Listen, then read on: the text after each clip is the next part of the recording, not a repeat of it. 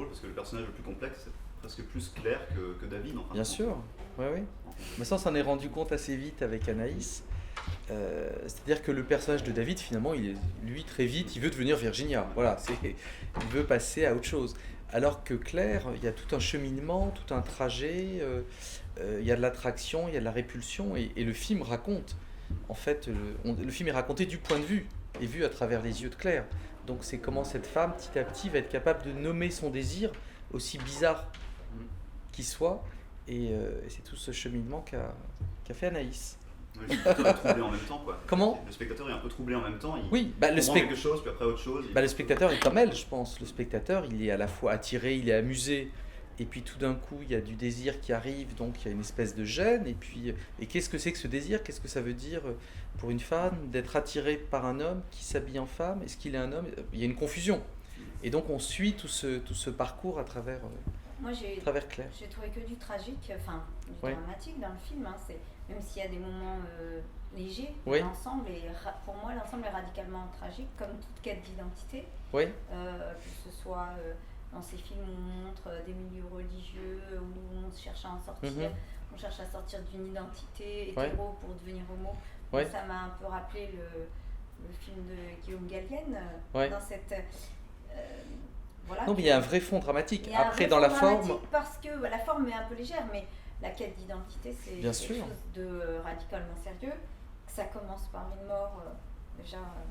Voilà, et puis, alors moi, j'étais intéressée à vous entendre parler de tout ce milieu des travestis. Donc, j'ai vu dans le dossier que vous êtes intéressée à travers quelqu'un qui connaît bien ce milieu. Chantal Poupeau, qui est la mère de Melville Poupeau, en fait, qui a fait un documentaire qui s'appelle Crossdresser, où elle a rencontré beaucoup de travestis, et donc elle m'en a fait rencontrer plusieurs. Et c'est vrai que quand on rencontre ces personnes, déjà le premier cliché, c'est de se rendre compte qu'ils ne sont pas homosexuels la plupart du temps.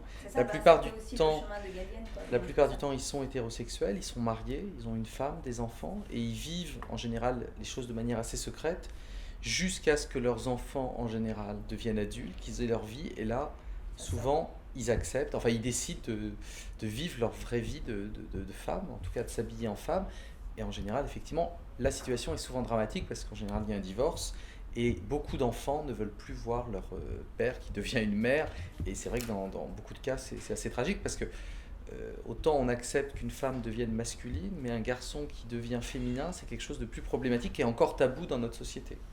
Est-ce que vous êtes intéressé à la partie psychanalytique de la question ? Oui. Bah oui, Moi, j'ai eu l'impression de comprendre quelque chose que j'avais jamais compris dans ce film. Bon, bah tant mieux. Grâce à ce film. Bah, c'est vrai que si l'aspect psychanalytique, c'est le deuil. C'est-à-dire souvent, les personnages en période de deuil... Il y a une tempête ? En période de deuil, on suit souvent des parcours très étranges. J'avais fait un film déjà là-dessus, c'était Sous le sable, avec Charles Rampling, où c'était aussi une femme qui perdait son mari et qui avait besoin de vivre avec un fantôme pour se sentir, pour continuer à vivre, pour survivre. Et là, ces deux personnages aussi prennent un trajet un peu étrange pour supporter la disparition. De toute façon, la mort est un déclencheur Absolument.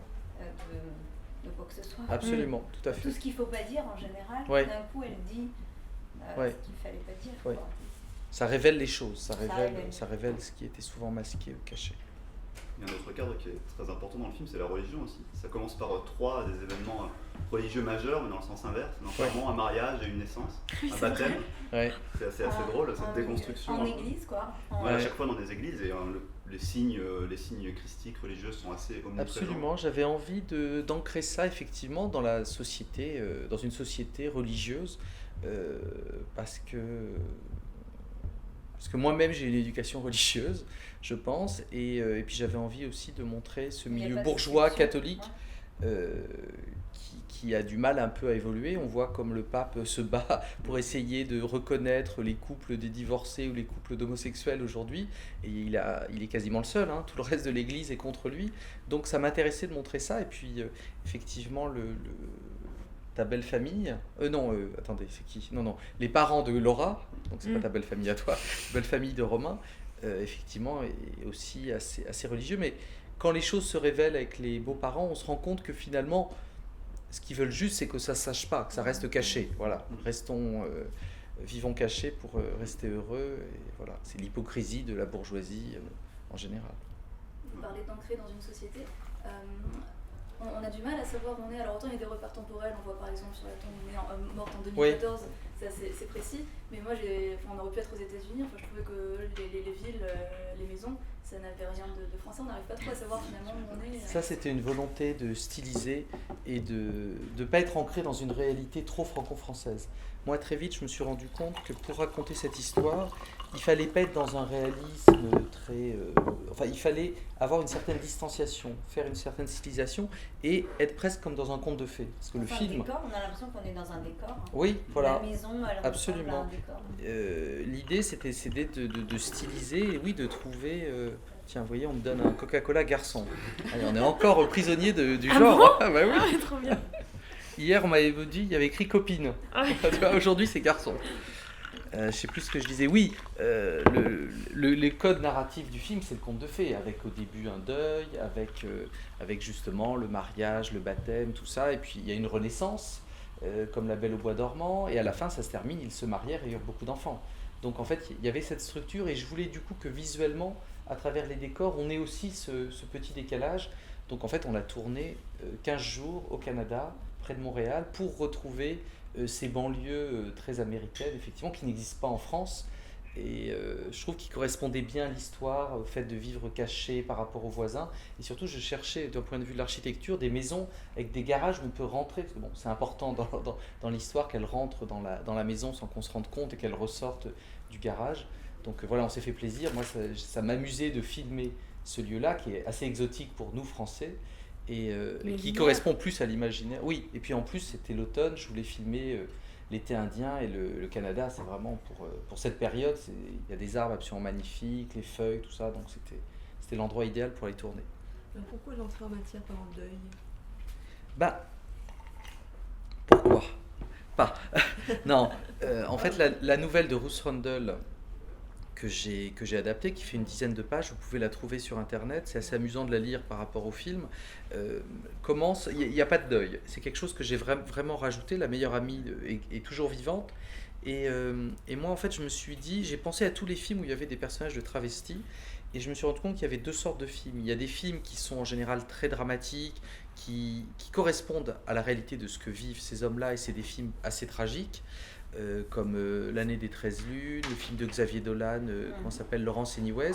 Et puis il y a toutes ces comédies américaines comme Tootsie, Certain Lame Show, Mrs. Doubtfire, Victor Victoria, où il y a le travestissement et où c'est une comédie où le spectateur rentre dans l'histoire et prend du plaisir à jouer aussi avec le genre, avec une certaine transgression sur le masculin et le féminin. Et je me suis dit, en fait, ces films-là m'intéressent plus par rapport à ce que je veux raconter, parce que moi, je veux pas faire un film juste pour les gens qui sont déjà convaincus. Je voulais pas que le film ne convainque que les gens qui connaissent le travestissement. J'avais envie d'embarquer le grand public et que les gens rentrent dans l'histoire. Et donc, je me suis dit, dans ces films-là, ces films américains, la plupart du temps, les personnages se travestissent non pas par désir personnel, mais parce qu'ils sont dans une situation qui les oblige à se travestir. C'est-à-dire, dans Victor Victoria, c'est une chanteuse qui est au chômage, qui n'a pas d'argent, donc elle se transforme en homme et elle a du succès. Dans Tootsie, Dustin Hoffman, c'est la même chose, c'est un acteur qui n'a pas de boulot, il se transforme en femme, il a du succès. Dans Mrs. Doubtfire, c'est un père qui ne peut plus voir ses enfants parce qu'il est en divorce, donc il devient gouvernante. Et puis Certain Lame Show, c'est deux hommes qui sont poursuivis par la mafia, ils ne doivent surtout pas être reconnus, donc ils se transforment en femmes. Et donc je me suis dit, cette histoire du deuil, elle est intéressante. Cette histoire du deuil, elle est venue d'ailleurs de Chantal Poupeau, qui m'a parlé d'un homme à qui c'était arrivé, après avoir perdu sa femme, avait commencé à mettre ses habits pour la faire revivre. Voilà, donc le deuil vient de ça. C'était un peu la clé pour pouvoir adapter la nouvelle. En tout cas, moi par rapport au personnage, à l'histoire d'amour, je trouve que le deuil il est très important parce qu'il permet au personnage de faire tout ce qu'il n'aurait pas pu faire s'il n'y avait pas eu ce deuil-là. Et moi j'ai l'impression que pour mon personnage, en tout cas, c'est un tel électrochoc de perdre sa meilleure amie. À la fois c'est une grande détresse pour elle, mais c'est aussi presque un soulagement. C'est-à-dire que comme sa meilleure amie meurt, d'un coup elle peut prendre une place dans la vie et trouver une place et s'émanciper. Donc le deuil pour mon personnage, en tout cas, il était essentiel. Et pour Romain aussi, parce que pour le personnage de David aussi, parce que David dit clairement, tant que Laura était là, je n'éprouvais plus le besoin de m'habiller en femme. Et puis, il a cet enfant, il a cette idée, alors, qui se raconte à lui-même. Il se dit, tout enfant a besoin d'un père et d'une mère. Ça, c'est le... Et donc, il joue les deux rôles. C'est comment pour les costumes, justement? Parce qu'il y a la fémininité de Romain Duris, mais il y a aussi un peu la masculinité ou l'androgynité. L'androgynie d'Anaïs. Au début, voilà. Ouais, Elle faisait la tête, elle était jalouse des robes de... Elle n'a pas de robe à fleurs, bon, alors elle est en jupe et tout, mais elle n'a pas de robe à fleurs. Ah ouais, non. Non, Mais les essais costumes, c'était vraiment drôle, parce que c'est vrai que François déployait une énergie le folle pour trouver les robes de avec Romain. le petit col blanc. Et moi, Col j'étais avec mes Claudine. trucs d'homme. Voilà. Ouais. Mais c'est vrai C'est qu'il voulait clair. quand même qu'il y ait une évolution pour Claire. C'est vrai qu'au départ, elle est très stricte et masculine, et puis petit à petit, La robe elle rouge. va vers la robe rouge, donc elle se Grâce à libère Virginia. un petit peu, quoi, grâce à Virginia. Virginia qui pousse. Mais pour Romain Duris, ouais, c'était un gros travail. Enfin, il y avait... Alors oui, c'est un film qui parle beaucoup de maquillage, de coiffure. Ça, c'est le côté jouissif. Moi, j'aime beaucoup me maquiller aussi. Donc, Ouais. il y avait des gros plans, comment on se maquille. Et bon, Elle donne même des conseils. Hein. des Il y a des conseils, conseils. voilà. Est-ce que vous avez essayé? Non, ne pas Alors, le faire, il c'est un par- faux conseil. Hein. C'est un faux conseil. ça marche pas non, du tout. Je suis pas d'accord. Vous êtes du d'accord? tout. Non, pas du tout. Ah, Ça vous marche êtes- pas. Parce que quand on n'est pas Pas Ça, du tout. c'est un travesti qui m'a dit ça. Il m'a Ça dit, marche ma femme m'a dit de faire ça. Et alors, du coup, je l'ai mis dans le film. Ouais, mais c'est Et toutes les filles me disent, on va se crever l'œil en Ah, suivant c'est le foireux. truc. Non, mais de donner cette place centrale, bon, c'est assez nietzschéen, l'apparence, quoi, que l'apparence. L'artifice. est vitale. L'artifice et l'apparence sont vitales, quoi. C'est pas l'apparence, c'est pas. C'est pas que c'est vital, c'est que c'est. Il y a une phrase qui est très belle, je trouve, que dit Virginia. Il dit pour moi, vivre une vie de femme, c'est me permettre de faire tout ce qu'on m'interdit de faire en tant qu'homme. C'est-à-dire qu'on se rend compte que les hommes ont beaucoup d'interdits. Autant vous, femmes, vous pouvez vous mettre en pantalon, pas vous maquiller, personne ne va rien vous dire. Si moi, demain, je mets une jupe, des talons et je suis maquillée, les gens dans la rue ils vont se dire c'est quoi ce stravelot ou vont m'agresser. En fait, c'est plus l'idée de... C'est une forme de transgression, en fait, pour un garçon de faire ça. Et après, il y a un plaisir fétichiste, je pense, aussi, de mettre des collants, de mettre des talons. Tous les garçons, tous les petits garçons, hein, tous les enfants aiment jouer à ça, aiment se déguiser. Les filles aiment se déguiser en garçons, les garçons aiment se déguiser en filles. Donc c'était de l'ordre du ludique, du plaisir. Et c'est ça que j'ai aimé avec Romain, c'est que Romain, il le vivait vraiment. Il le vivait comme ça, il le vivait comme une continuité de son travail d'acteur. C'est dans le prolongement de son idée de créer un personnage. Là, il avait encore plus d'artifice pour pouvoir créer son personnage. Même ça va au-delà du costume, c'est les gestes, la manière Oui. de parler. Il y a cette oui. scène assez drôle où il est avec sa belle-mère et il a Oui. encore les gestes. Oui, ouais. Ça, c'était Il a très... fait il fait un petit geste, oui, un petit geste efféminé. Mm. Voilà. Donc, Oui, il a réussi à trouver cette féminité et c'est assez juste parce qu'on n'est pas du tout dans la parodie. Enfin, on se moque jamais de la manière dont il est habillé ou de sa féminité. non, l'idée vraiment, c'était de rire avec les personnages. C'était pas de rire contre les personnages, mais de rire avec eux et que le spectateur partage le plaisir de Claire. Claire, on sent qu'elle prend du plaisir à coiffer sa copine comme elle faisait avec Laura quand elle était petite. Donc elle joue à la poupée avec Virginia. Et d'ailleurs, c'est elle qui l'a créé, c'est elle qui trouve le nom, c'est elle qui l'a fait revivre à la fin. Justement, il n'y a pas un côté Hitchcockien, un peu Vertigo? Bah si. Oui. Mais presque à mon insu, j'y ai pas pensé au début, mais il y a un moment, forcément parce que je suis cinéphile et que bon, c'est un de mes films préférés, je me suis dit, mais on n'en a pas parlé, hein, de Vertigo. Non, mais c'est vrai qu'Anaïs, elle a un côté un peu James Stewart, c'est Scotty qui essaye de recréer Madeleine, sauf que la fin pour moi est plus heureuse, parce que dans Vertigo c'est assez tragique, parce que Madeleine est une illusion, elle meurt.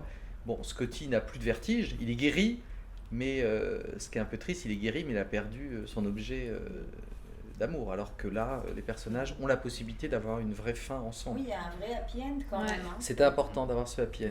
Même Voilà. au niveau du style, il y a la musique, il y a la façon de mettre le foulard, la voiture Oui. décapotable, Oui. la maison. Bon, Oui. un moment, tout au début, il y a une référence à Psychose. Enfin bon, c'est amusant, c'est des petits indices comme ça. Bon, C'est quoi la c'est vite référence à évacué, Psychose mais La référence à Psychose, oh, ça tu c'est... gardes le Moi, manteau de fourrure de la maman. Ah oui, non mais c'est Ah aussi... oui, c'est vrai. c'est aussi quand il se retourne. Oui. Quand il se retourne, bon, dans Psychose, Ah oui, c'est affreux Anthony quand il se Perkins, retourne. C'est là, Anthony oui, Perkins. c'est vrai. Non, c'est pas Anthony Perkins, c'est le... Oui, Dans quand Psychose, elle- c'est la momie de sa mère. Ah, c'est horrible. Bon, là, c'est Romain Duris, c'est pas une momie quand même.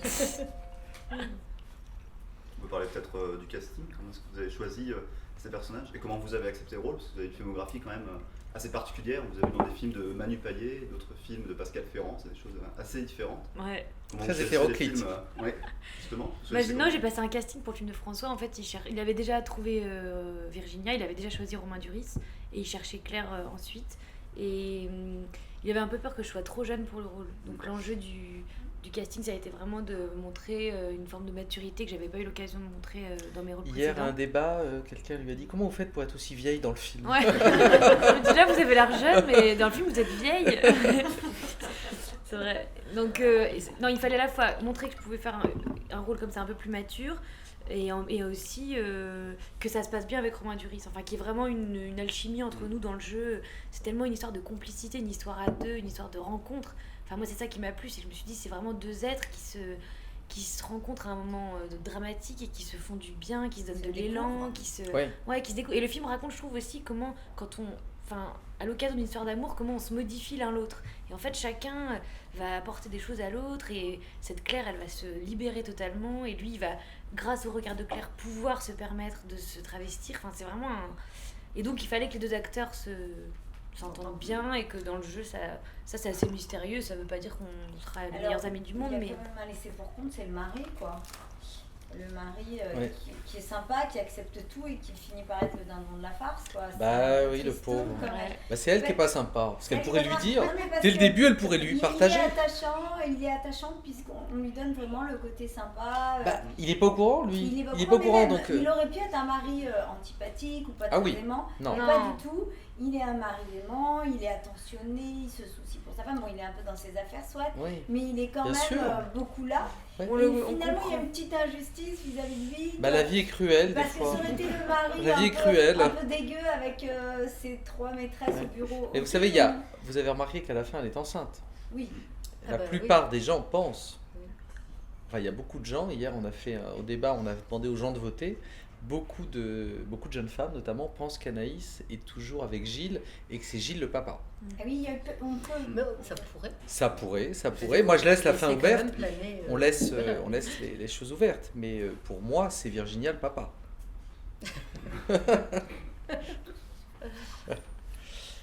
Mais bon, comme Mais elle c'est avait vrai l'air tellement effarouchée de constater que c'est un homme quand même. On se Oui, dit mais après, elle qu'elle va s'habitue. quand même s'habituer. Mais le personnage, je pense que Raphaël y est pour beaucoup aussi. J'ai beaucoup aimé travailler avec Raphaël parce qu'il apporte beaucoup de sympathie à ce personnage qui, effectivement, sur le papier, pouvait paraître un peu beauf, un peu à côté de la plaque. Mais moi, ce que je pense qui est important dans cette histoire, c'est que elle, pourquoi elle lui dit pas? Ça dit vraiment quelque chose du personnage de Claire, qu'elle veuille pas partager ça avec son mari, avec qui elle a une complicité, avec qui ils font l'amour, enfin tout a l'air d'aller bien en apparence. Elle préfère garder ça secret, c'est son histoire secrète, et ça révèle inconsciemment aussi son désir. Ça parle d'elle et Voilà. pas de lui. Ouais, Absolument. exactement. Et lui, il est pas en cause en fait. Lui, je pense qu'il a Non, rien fait de lui, mal. il est. Non, et puis le secret parle plus d'elle-même. Elle a un secret plutôt que David qui a un secret. Ouais. À la limite, ça c'est pas dérangeant. Mais David, très vite, il a envie de le dire, il a envie de l'assumer. Ouais, c'est C'est vrai. elle qui lui dit on dit pas, viens dîner à la maison, comme ça il va comprendre qu'il n'y a rien entre nous. Elle Elle invente qu'il est préfère dire, homosexuel. elle préfère dire Ouais. qu'il est homo plutôt qu'il est travelo. Mais c'est Voilà. pas mal parce que ça donne cette voix, ça fait entendre cette espèce de voix qui est la voix populaire Bien face sûr. à un travesti. En fait, Absolument. un travesti, c'est un homo. Et Absolument. donc c'est dit, et puis une fois que c'est dit, ça peut être débusqué. Non, c'est plus complexe quoi. Oui. Il y a le côté où c'est un plus complexe. Tout à fait. Non, c'est pas un homo, Non, c'est c'était un important monstre. que tous ces clichés, toutes ces idées Ils sont reçues dits, finalement. soient intégrés dans le Mhm. film à un moment et que ça interroge aussi le spectateur. Il se dit mais est-ce que c'est ce que je pense? Quel regard moi j'ai par rapport à ça? Est-ce que voilà, donc ça bouge un peu, ça perturbe et ça c'est oblige un à se poser des recherche. questions. Mhm. Alors vous avez failli aussi prendre Raphaël, le personnage, pour le rôle de Romain Duris. Je C'est ça, vous lui avez ai fait faire des au essais. début J'ai essayé fait des essais avec plein d'acteurs, hein. Donc j'ai plein de photos là dans mon truc que je pourrais montrer un jour, de plein d'acteurs à qui j'ai mis une perruque, que j'ai maquillé, et j'ai vu ceux avec qui ça marchait, et Romain de loin était Mais c'est étonnant celui parce qui qu'il a un ça visage excitait. très masculin. Oui, mais voilà, et Raphaël a un visage plus fin, Ouais. mais Il aurait été finalement plus beau, Raphaël, il aurait peut-être Trop été beau. plus Trop belle beau. fille, Trop non. belle Ah non, fille. il Je crois était pas pas parce qu'il a le bas du visage qui est très masculin. En fait, il y a un acteur français que j'ai vu qui était vraiment une femme sublime. Mais bon, il était trop baraqué. Bon, mais il aurait pu faire une très jolie femme. Mais pour moi, Vous voulez c'était pas pas. dire. On va pas le dire. Vous n'allez pas le dire? C'est pas enregistré? Moi, C'était j'enregistre Jared pas. Leto. Didier Bourdon, magnifique. Non, mais, Non, c'était- ça me faisait penser à Jared Leto dans Ouais, le ouais. dernier film où il est encore plus beau qu'un homme. Quoi. Enfin, Enfin, il devient est une malade, femme. il est malade aussi, Il est hein, malade. donc il est très très maigre. Hein, donc Ouais. c'est... Ouais, mais c'est vrai que c'est très intriguant, cette espèce de jeu. Mais ce C'est qui était très fou chez difficile. Romain, c'était, je trouve, enfin, en tant que partenaire, c'était de voir à quel point, quand il était en femme, il s'allumait. Enfin, il était tout de suite complètement excité de mettre des talons. Enfin, il avait un plaisir, vraiment, mais un vrai plaisir. Mais il C'est-à-dire a- qu'il n'était pas en train de jouer la comédie. Il avait aussi autre chose, c'est que Romain, c'est quelqu'un de très nerveux. Il est très speed dans la vie en tant que garçon. Ouais. Il est comme ça. Et dès qu'il était en Virginia, il était cool, il était Ouais, ça calme. l'apaisait Il complètement. croisait ses jambes et ça lui faisait du bien. hein. C'est une forme de méditation pour lui, c'était dingue, c'était dingue. Et ça marchait bien pour le film, parce que du coup, moi, je le voyais se prendre du plaisir, donc je le prenais aussi. Oui, une Ouais, vraie voilà. métamorphose. Et à la fin du tournage, il demandait est-ce qu'on peut rajouter des scènes de Virginia? Ah, il dit que ça lui manque. Mais c'est découvert alors. C'est découverte, Un vrai absolument. truc. Ouais. Et je pense que pour un acteur, c'est normal. Hein. Tous les acteurs rêvent un peu de rôles comme ça. C'est un... C'est ou l'alien ou la femme. Oui, voilà. Ouais. Soit un super-héros, soit une femme. Alors le film est vu selon le regard de Claire. Oui. Pourquoi ce choix? Parce que je voulais que le spectateur rentre dans l'histoire, et parce que c'est son histoire à elle finalement. Ce que je disais tout à l'heure, le personnage de David est assez clair, très vite on sait ce qu'il veut, alors que le cheminement de Claire est plus tortueux, plus névrotique, et à mon avis plus intéressant à suivre. Pas clair en fait. Pas clair? Oui, qu'est-ce que j'ai dit? Pas clair, mais. Oui, pas clair, Ouais. d'accord. Elle n'est pas claire du tout cette Claire. Non. Moi, c'est vrai qu'au départ, quand j'ai vu le scénario, c'était déroutant comme personnage, parce que c'était très énigmatique. Je me disais, mais qu'est-ce qui lui passe par la tête? Enfin, c'était difficile de comprendre. Et Oui. en fait, le jeu de l'acteur, c'est surtout comprendre ce que traverse le personnage. Ça peut être la pire des ordures. Ce qu'il faut, c'est qu'au moins nous, on le comprenne. On comprenne ce qui lui arrive. Et petit à petit, en fait, en décortiquant le scénario, je me suis aperçue qu'il y avait plein de choses. Quoi. Comme tu dis, des allers-retours, des moments où elle est dans l'attraction, des moments où, en fait, elle est dans l'effroi, elle veut plus du tout voir sa tronche. Enfin, elle fait des allers-retours tout le temps et c'est passionnant à jouer. Et en fait, c'est parce que ce qu'il y a, c'est que les êtres humains, en fait, sont comme ça. On est très complexes et souvent dans les films, je trouve que, enfin, quand on est acteur, on s'en rend compte. Souvent, les personnages sont assez binaires, oui. c'est pas très intéressant. Enfin, c'est avec des gros traits, quoi. Et chez François, ce qui est intéressant, et c'est pour ça que je pense que les actrices sont toujours très ravies de tourner avec lui, c'est qu'il y a quand même une forme de précision par rapport à l'âme des êtres humains qui est quand même vraiment peu ordinaire. Alors, Avec moi, a cappella, chanter Être un homme avec toi. Être une Une femme. femme. Être une femme. Ah, ça c'est révélateur. Oh là là. c'est génial.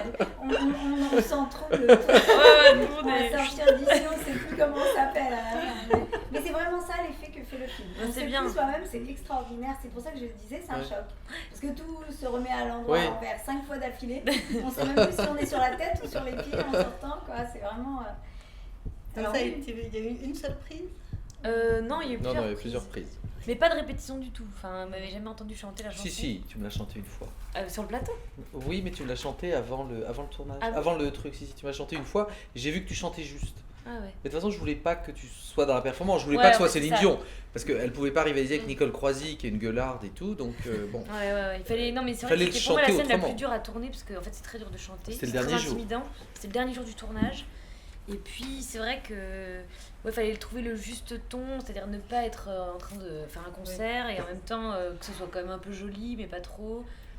Pas Donc en passer fait je me suis d'émotion. plongée dans la fiction, je me suis dit qu'il fallait vraiment que ce soit un cadeau pour cette Virginia, pour qu'elle se réveille. Enfin, on est toujours sauvé par. Enfin, quand on est intimidé, en fait, on est sauvé par l'histoire. Et c'est vrai que l'histoire, elle était tellement intense que c'était pas grand chose de lui chanter cette chanson à cette pauvre Virginia qui fait le bout du rouleau. Alors, vous avez quasiment tout exploré, tout exploité au cinéma. Ah non, Vous j'ai allez pas vers tout. nous Il reste encore des choses. Non, mais vous nous surprenez chaque fois avec un genre complètement différent, des idées complètement nouvelles. Vos films sont jamais attendus, on s'attend à rien. Et vers quoi vous allez nous amener encore? Bah, je sais pas. Vous avez déjà des idées? J'ai des idées, mais j'ai rien de précis encore. J'avais un projet qui devait se faire, qui est tombé à l'eau. Donc je sais pas trop. Là, j'attends la fin de la promo. Comme le film sort à l'étranger en même temps, j'ai pas mal de voyages à faire. Et puis après, je m'y mets. Mais j'ai des idées, mais ça germe. Voilà. Mais c'est Rien de toujours, précis. Surprenant et radical. Il y a toujours dans votre Oui. cinéma quelque chose de radical qui va jusqu'au bout. Et puis on sort jamais indemne d'un film. Bah, moi je trouve que c'est important. Enfin, il y a des fois on a envie d'aller au cinéma pour avoir juste du divertissement, oublier ses problèmes. Et moi j'aime bien les films qui posent des questions, qui interrogent, qui permettent aux spectateurs d'avoir une autre vision, voilà, des choses et de s'ouvrir ou voilà, qu'il se passe quelque chose, quoi. Oui, mais c'est intéressant, c'est une forme très lisse, avec toujours des beaux acteurs, des beaux décors, il y a quelque chose d'extrême et de radical, quoi. Il n'y a pas besoin de course-poursuite et de sang pour faire du choc, quoi. Ouais. Ça peut être vu un peu comme une réponse aussi à tous les propos un peu nauséabonds qu'on a entendus ces derniers temps autour de la manif pour tous. Alors ce qui s'est passé, c'est que j'ai écrit le scénario au moment où il y avait ces manifs. Et donc forcément j'y ai pensé, je me suis dit je vais me retrouver en plein dans l'actualité.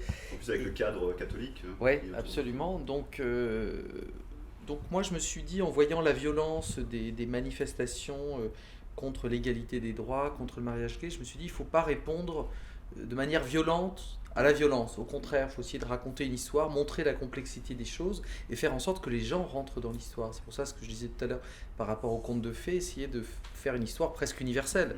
Pour ça non plus, je voulais pas que ce soit trop franco-français. Je voulais que ce soit une histoire, voilà, une belle histoire et que tout le monde puisse rentrer dedans et comprendre la complexité du désir, l'idée que la famille, ça peut être, voilà, il peut y avoir plusieurs sortes de familles, il n'y a pas qu'une seule idée de la famille. Et voilà, donc le film n'est pas une réponse, mais en tout cas, le film n'est pas contre. Le film essaye de montrer la complexité des choses. Mais je pense que ça peut toucher des gens, justement, de mettre pour tous et les faire s'ouvrir, parce que comme il n'est pas dans cette violence... Oui, j'espère. J'espère, c'est pour ça aussi qu'il fallait dédramatiser avec l'aspect comédie. Voilà, il s'agissait aussi d'accepter le côté... C'est pas très grave de porter une robe. C'est pas très dramatique. Et c'est vrai que c'est au regard aussi du deuil. Je pense que le deuil excuse, en guillemets, pour ceux qui auront du mal à supporter. Ça veut dire au regard d'un homme qui vient de perdre sa femme, il met une robe, finalement, c'est pas si absolument. grave. Il y a le côté, la forme d'excuse qui est donnée par le deuil, qu'au moment du deuil, les gens sont perdus. Et ils prennent des chemins bizarres. Il y a une excuse, et puis il y a une relativisation, quoi. Absolument, tout à fait. Et puis surtout aussi, je trouve, à la fin du film, on a un besoin de liberté, et je trouve que le film, c'est quand même une invitation à être libre, et on voit qu'ils sont heureux, ces gens, donc on n'a pas envie de sortir de la norme, finalement, de la norme sociale, familiale qu'on nous donne, du genre qu'on nous donne. Il y a des gens qui ont besoin de prendre des chemins de traverse, et c'est pas si grave, et ça perturbe personne. Voilà. Ça les rend heureux. Et si ça les rend heureux, c'est le principal. D'autres drames, notamment, comme la maladie, évidemment. L'accident, on peut y passer. Ça met le contrepoids de ceux qui en feraient un drame.